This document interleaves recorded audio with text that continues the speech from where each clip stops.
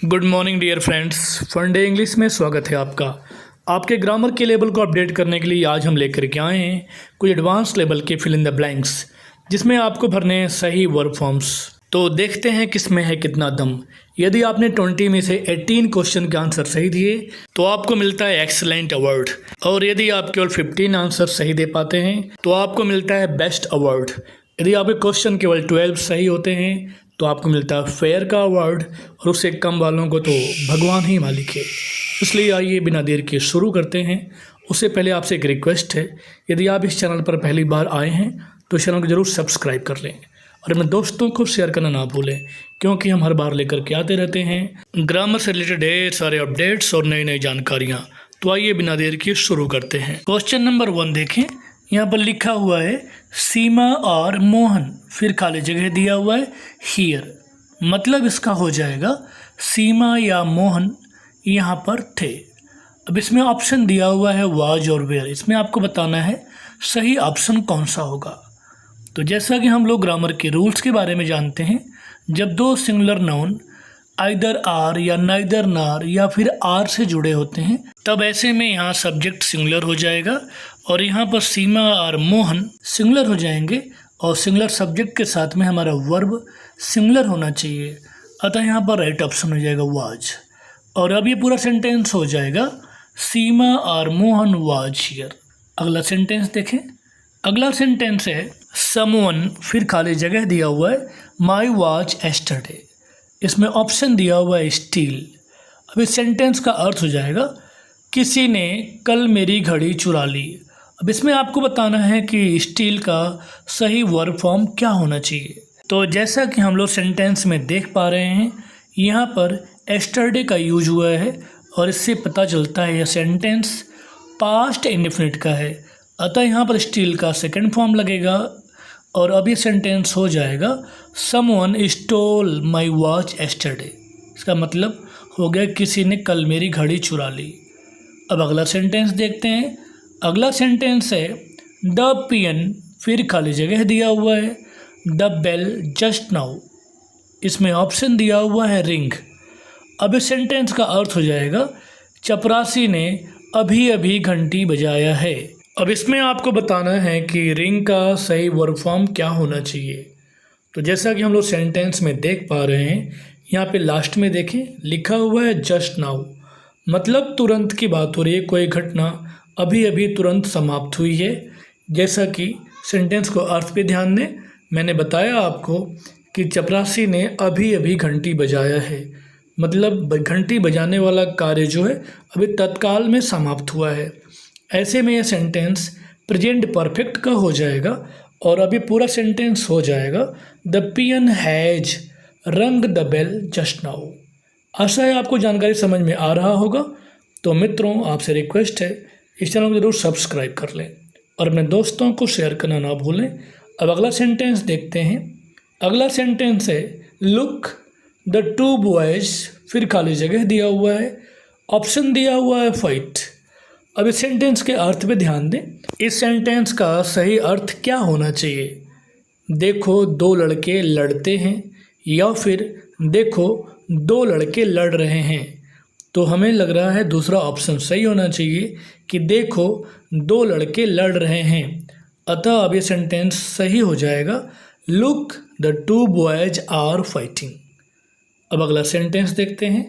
अगला सेंटेंस है the news, फिर खाली जगह दिया हुआ है नॉट ट्रू। इसमें ऑप्शन दिया हुआ है एज और आर। अब आपको बताना है इसमें कौन सा ऑप्शन सही होगा। तो जैसा कि सेंटेंस के सब्जेक्ट को देखें, यहाँ पर द न्यूज लिखा हुआ है, जो देखने में आपको प्लूरल नाउन लग रहा है, लेकिन सही मायने में यह सिंगुलर है। अतः हम लोग जानते हैं कि सिंगुलर नाउन के साथ में सिंगुलर वर्ब का प्रयोग होता है। अतः यहाँ पर राइट ऑप्शन हो जाएगा एज, और अब ये पूरा सेंटेंस हो जाएगा the news is not true. मतलब कि यह समाचार सत्य नहीं है। अब अगला सेंटेंस देखते हैं। अगला सेंटेंस है शी, फिर खाली जगह दिया हुआ है स्विमिंग। इसमें ऑप्शन दिया हुआ है एंजॉय। अब इस सेंटेंस का अर्थ कुछ इस तरह से हो जाएगा वह तैरने का आनंद लेती है। अब इसमें आपको बताना है कि एंजॉय का सही वर्ब फॉर्म क्या होना चाहिए।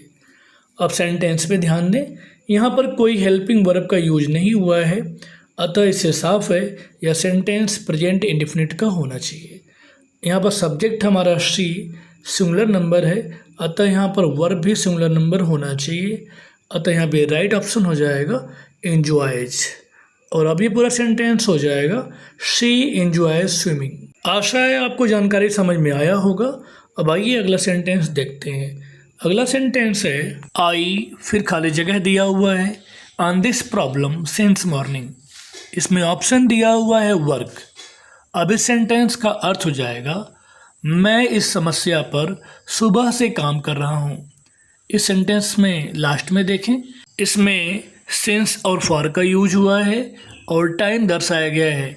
इस हिसाब से यह सेंटेंस प्रेजेंट परफेक्ट कंटिन्यूअस का होना चाहिए, अतः अब यह सही सेंटेंस हो जाएगा I have been working on this problem since morning. अब अगला सेंटेंस देखते हैं। अगला सेंटेंस है द मिल्क मैन, फिर खाली जगह दिया हुआ है, milk in the morning daily. इसमें ऑप्शन दिया हुआ है ब्रिंग। अब इसमें आपको बताना है कि ब्रिंग का सही वर्ब फॉर्म क्या होना चाहिए। इस सेंटेंस का अर्थ हो जाएगा दूध वाला रोज दूध लेकर के आता है।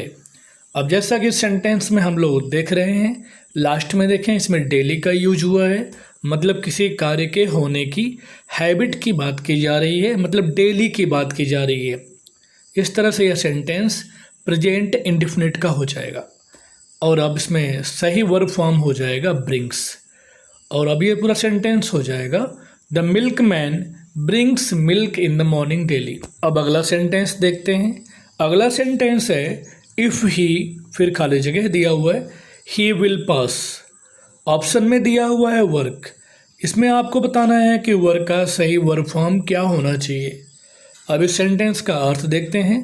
इस सेंटेंस का अर्थ देखें तो ये सेंटेंस कंडीशनल सेंटेंस है, अतः इसका अर्थ कुछ इस तरह से होगा यदि वह काम करेगा तो वह पास हो जाएगा। तो जल्दी से हमें आंसर कमेंट बॉक्स में कमेंट करें। अब इस सेंटेंस को हम समझा रहे हैं। जब सेंटेंस में शुरू वाले क्लॉज में इफ़ लगा होता है तो उस सेंटेंस को हम प्रेजेंट इंडेफिनिट में बनाते हैं, अतः यहाँ वर्क का सही फॉर्म हो जाएगा वर्क्स। और अब ये पूरा सेंटेंस हो जाएगा if he works he will pass. आशा है जानकारी आपको समझ में आ रहा होगा। अब अगला सेंटेंस देखते हैं। अगला सेंटेंस है श्याम, फिर खाली जगह दिया हुआ है, इन दिल्ली नाउ डेज। इसमें ऑप्शन दिया हुआ है लीव। अब इस सेंटेंस का अर्थ क्या होना चाहिए कि श्याम आजकल दिल्ली में रहता है या फिर श्याम आजकल दिल्ली में रह रहा है।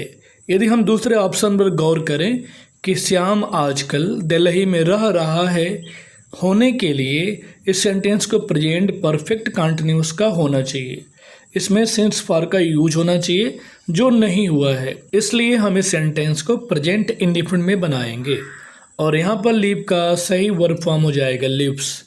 और अब ये पूरा सेंटेंस हो जाएगा Shyam lives in Delhi nowadays. अब अगला सेंटेंस देखते हैं। द वीक शुड बी, फिर खाली जगह दिया हुआ है और ऑप्शन में दिया हुआ सपोर्ट। अब इस सेंटेंस का अर्थ कुछ इस तरह से हो जाएगा कि कमज़ोरों का मदद होना चाहिए।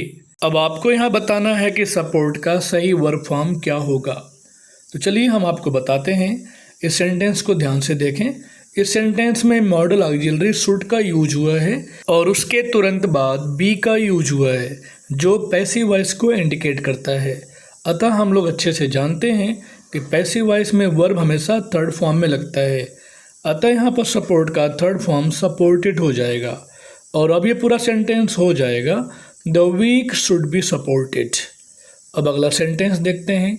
अगला सेंटेंस है हाउ कैन यू, फिर खाली जगह दिया हुआ है, मी डिसऑनेस्ट। इसमें ऑप्शन दिया हुआ है कॉल या फिर कॉल्ड। अब इसमें आपको बताना है कि वर्ब कॉल का सही वर्ब फॉर्म क्या होना चाहिए, कॉल या फिर कॉल्ड। अब इस सेंटेंस का अर्थ कुछ इस तरह से हो जाएगा कि तुम मुझे बेईमान कैसे कह सकते हो। अब इस सेंटेंस में ध्यान दें। इस सेंटेंस में कैन का यूज हुआ है जो एक मॉडल ऑक्सिलरी है और हम लोग अच्छी तरह से जानते हैं कि मॉडल ऑक्सिलरी के साथ वर्ब हमेशा फर्स्ट फॉर्म में आता है। अतः यहाँ पर सही फॉर्म हो जाएगा कॉल, और अभी पूरा सेंटेंस हो जाएगा how can you call me dishonest. आपको यह वीडियो कैसा लग रहा है कृपया हमें कमेंट में अपनी सलाह जरूर दें। आइए अब अगला सेंटेंस देखते हैं। अगला सेंटेंस है द सन, फिर खाली जगह दिया हुआ है इन द ईस्ट। इसमें ऑप्शन दिया हुआ है राइज। इसमें आपको बताना है कि राइज का सही वर्ब फॉर्म क्या होगा। अब इस सेंटेंस का अर्थ हो जाएगा कि सूरज पूर्व में निकलता है। तो जैसा कि अर्थ से समझ में आ रहा है हमें यह सेंटेंस प्रेजेंट इंडेफिनिट का होना चाहिए। अतः यहाँ पर राइज का सही वर्ब फॉर्म हो जाएगा राइजेज, और अब ये पूरा सेंटेंस हो जाएगा the sun rises in the east. अब अगला सेंटेंस देखते हैं।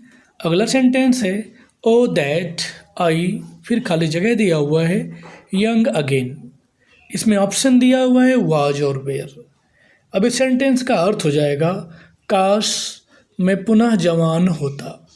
इसमें आपको बताना है कि सही वर्ब फॉर्म कौन सा फिल होगा, वाज या वेयर। अब इंग्लिश का यूज करते समय हम लोगों ने कई बार देखा होगा कि आई के साथ में वाज का यूज होता है, लेकिन यह सेंटेंस कंडीशनल होने की वजह से, काल्पनिक होने की वजह से सारे नाउन्स के साथ में, सारे सब्जेक्ट के साथ में प्लूरल का यूज होता है।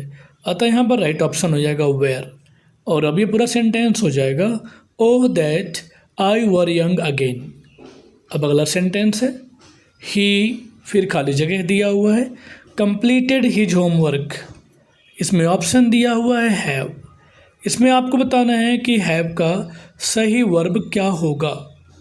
अब सेंटेंस में देखें, जैसा कि हम लोग सेंटेंस देख पा रहे हैं, इसमें मेन वर्ब कंप्लीटेड लिखा हुआ है जो थर्ड फॉर्म में है, और सब्जेक्ट हमारा यहाँ पर ही जो सिंगुलर है, इसलिए यहाँ पे राइट ऑप्शन हो जाएगा हैज।